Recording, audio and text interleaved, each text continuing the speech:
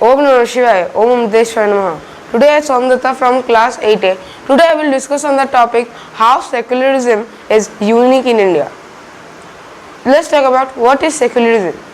A secularism is a belief system that rejects religion or the belief that the religion would not be a part of an affair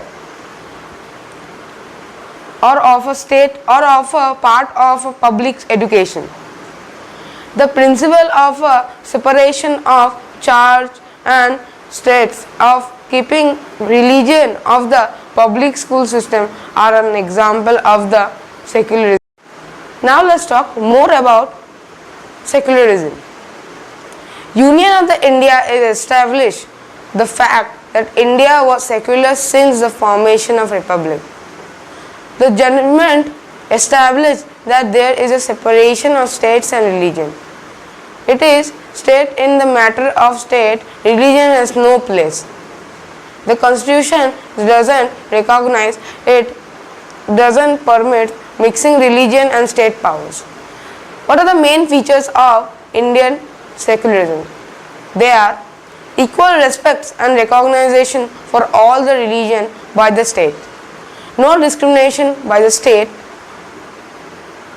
or on the basis of the religion, non-interference in the function of any religion by the state. There is no official religion in India, as every religion is equal in India with some respect and treated with respect. So India is called a secular country because it doesn't have any state religion and people are free to practice any type of religion they want and they have their own choices. The ideals of the secularism is based on the ideas that the state has to be neutral and impartial in terms of religion.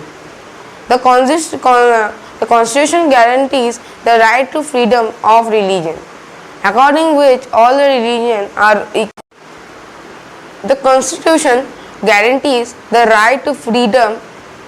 It allows the citizens of India for the religion according to which all the religions are equal before the state and no religion will be given preference over the other. People have the right to practice and propagate the religion they believe in. I have talked much about how religion and secularism is unique in India. So this is for today. Thank you. Om Namah Shivaya.